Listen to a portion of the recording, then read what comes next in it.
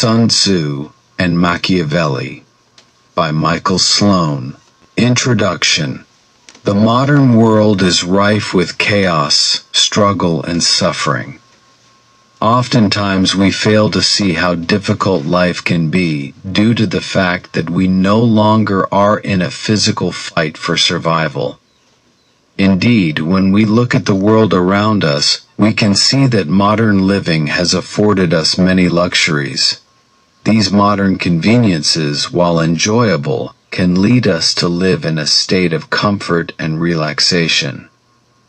We give up on the idea that there are battles to be fought, wars to be won, and success to be had. Even the idea of conflict has become something that modern-day people try their best to avoid. Managers bear down their iron wills upon us. Leaders and politicians use lies and fear to make money off of us, and we find that sometimes we can get really stuck living lives that we really didn't want to live. Modern advice continues to fail us as it seems to always be changing. Today a brand new way of becoming successful is proposed to us, and then tomorrow we hear of how that method failed.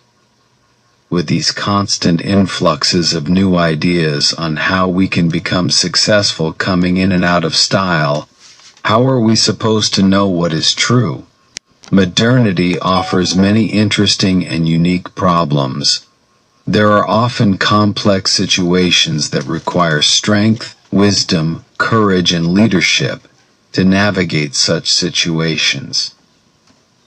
Yet in a world where conflict has become taboo, the word fight is seen as bad, and the main principles of leadership are more about popularity than character. Where are we to turn in our hopes to learn how to become successful? Perhaps it would better suit us if we did not look to what the modern-day man has to say about winning in life.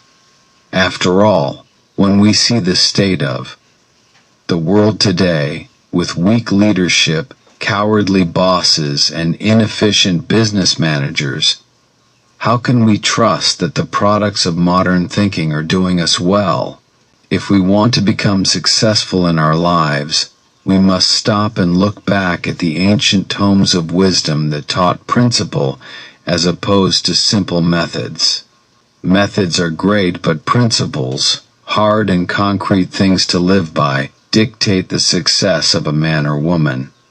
Sun Tzu, writer of The Art of War, spoke greatly about how to become successful on the battlefield. The war zone was one rife with conflict, danger, and frustration. It took a real leader to be able to succeed on the battlefield, and likewise Sun Tzu espoused many great ideas that have become a part of the modern business world's thinking. With succinctness and a knack for explaining things quickly and eloquently, Sun Tzu's work was able to change the landscape of Japanese and American business culture. It's with the art of war that we will learn how to win the many battles that you are facing each and every day. There are no small amount of challenges, struggles, and obstacles in your way when it comes to becoming successful in life. So we're going to use the ancient wisdom of Sun Tzu to learn not only how to become strong leaders in our lives, but how to plan for success and attain the success that we've always wanted. While Sun Tzu was a man mostly concerned with how to win battles and become a strong general, he did not speak too much about administration or how to be a manager. Niccolo Machiavelli in the 16th century wrote a book called The Prince, a political treatise that not only outlined how to be an effective ruler, but also created a political school of thought based in realism instead of idealism. Machiavelli was accused of being a monster of a man for his systematic, measured approach to leading effectively, crushing one's enemies and making certain that subterfuge was always used in the ruler's favor. In other words, he understood how to be an effective manager by thinking realistically. Sun Tzu spoke about war, Machiavelli spoke about managing, but together they spoke about what it means to be an effective leader. In the modern world, we're not in a war, but in our own lives, we find that we are very much engaged in the fight of our lives, the fight to become successful. By learning to draw on the works of Sun Tzu and Machiavelli, you will learn not only how to be successful in your own life, but how to use cunning, strategy, and wisdom to secure what is best in life.